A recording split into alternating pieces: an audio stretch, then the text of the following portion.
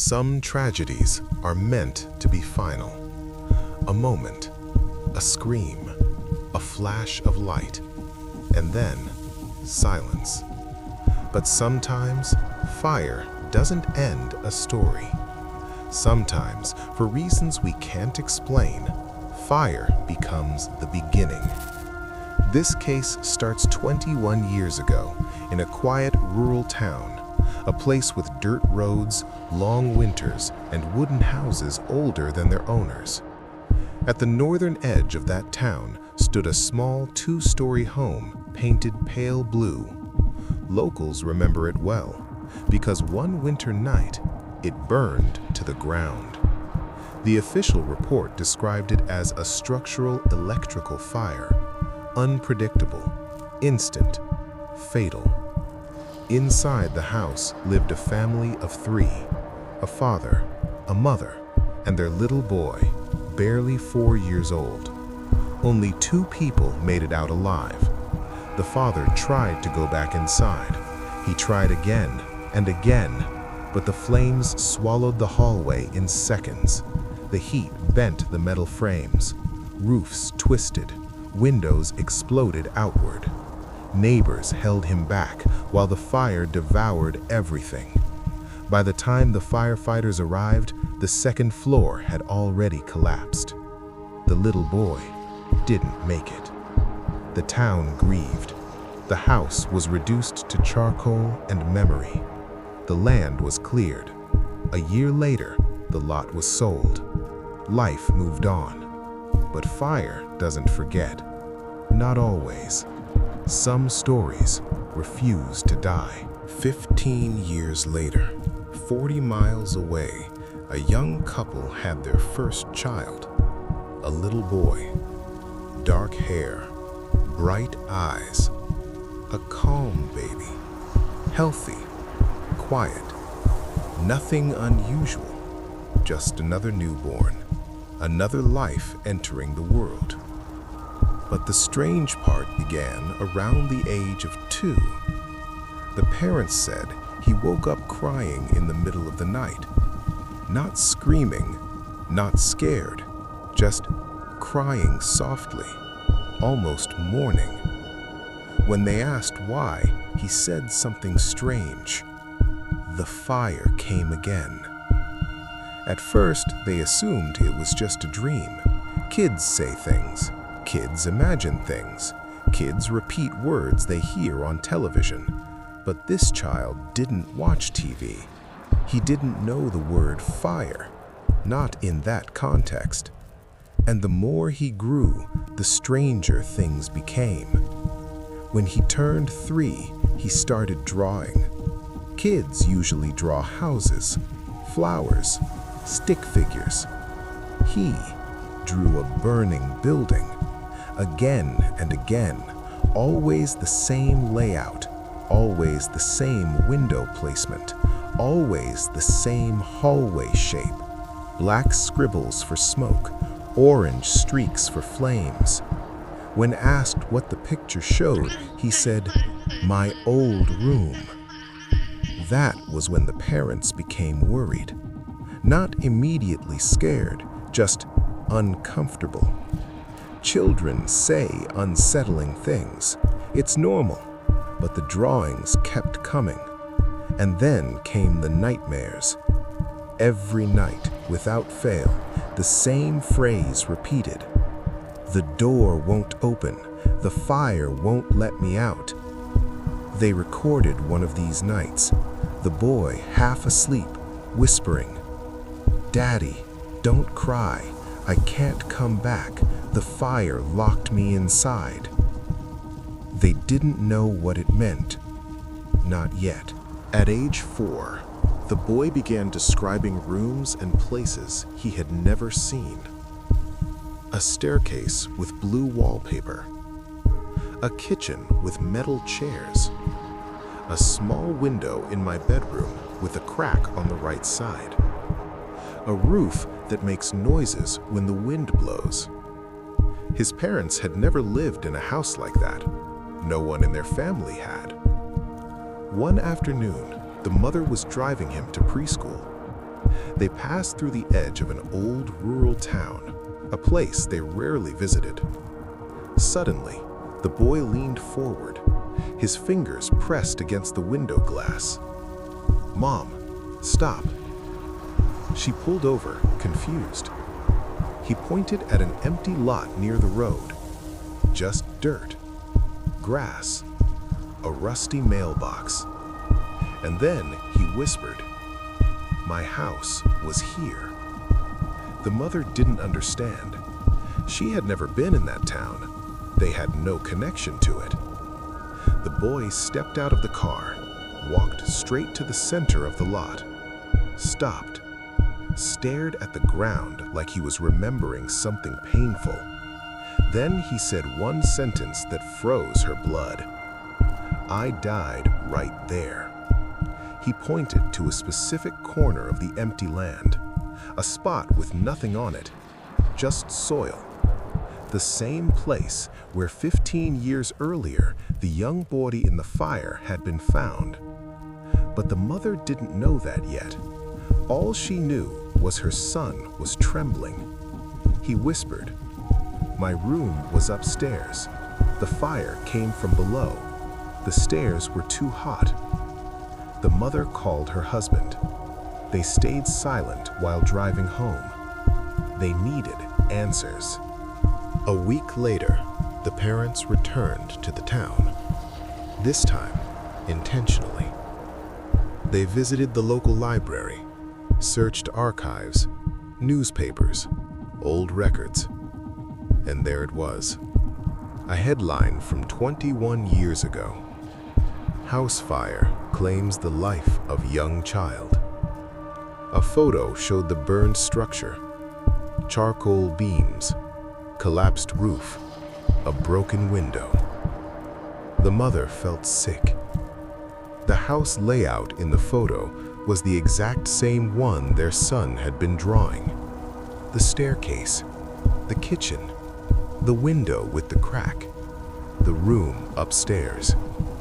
Everything matched, including the location of the child's body. When they read that part, they froze. The child who died had been found curled up on the right side of the upstairs hallway, exactly where their son pointed during their visit. The parents didn't know what to do. They didn't want to scare him. They didn't want to feed the delusion, if it was a delusion. But they needed to know. So the father made a decision. They would take him to the site again, without telling him anything, without giving him any clues. When they arrived, the boy stepped out of the car. His breathing changed instantly. He walked ahead, slow, careful, like he remembered the floor plan. Then he stopped again. Same spot, same look, same whisper. "I died here, but I wasn't alone." The father swallowed hard. "Who was with you?" he asked. The boy answered, "My dog. He tried to wake me up." The couple exchanged looks. They didn't know this detail, but the newspaper confirmed it. A family dog had died in the fire too, next to the child. After that second visit, things changed at home. The boy became quieter, more distant. Not sad, but heavy, as if he carried memories that belonged to someone else. He began talking to himself, always in whispers, mostly at night. The parents installed a baby monitor again, not because he was a baby, but because they were scared. The first night, nothing unusual. The second night, faint noises. The third night, they heard it clearly. The boy whispering, "The fire is talking again." His mother entered the room. He pointed to the corner. No one was there. She asked, "Who are you talking to?" He answered with a calm voice, "He's telling me not to be afraid." The mother felt a chill. "Who is?" The boy looked confused. "Me." He tapped his chest. "I'm telling myself not to be afraid." The father listened through the monitor. He didn't know if he should cry or run. The voice tone was deeper than his son's, slower, heavier, older. But the monitor wasn't malfunctioning. The boy's mouth was moving. Two voices, one child, one older, overlapping. The fire hadn't taken the boy's life. It had taken his life and left his voice. The parents sought help. Doctors, psychologists, child development experts. One therapist suggested trauma. Another suggested confabulation. A third recommended neurological scans. The boy was healthy, perfectly healthy. No trauma, no disorder, no hallucinations. He was not lying. He was not pretending. He had no reason to. One doctor suggested something strange. Ask him about people from the past life. Names, details, objects. So they did. And the boy gave answers they could verify. The color of the wallpaper, the name of the school the other child attended, the father's job, the layout of the street, the neighbor's dog name, the type of car the family owned. Everything matched the real family from 21 years ago. Then they asked the boy a final question. "Do you remember your name?" He nodded. Evan. That was the name of the child who died in the fire. The therapist whispered to the parents, "This isn't imagination anymore."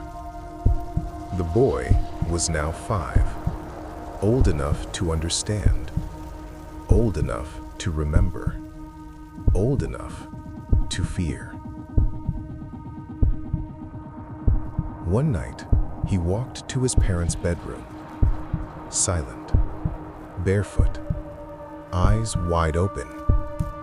His mother asked, "What's wrong?" He answered, "I remember why the fire came." The room went still.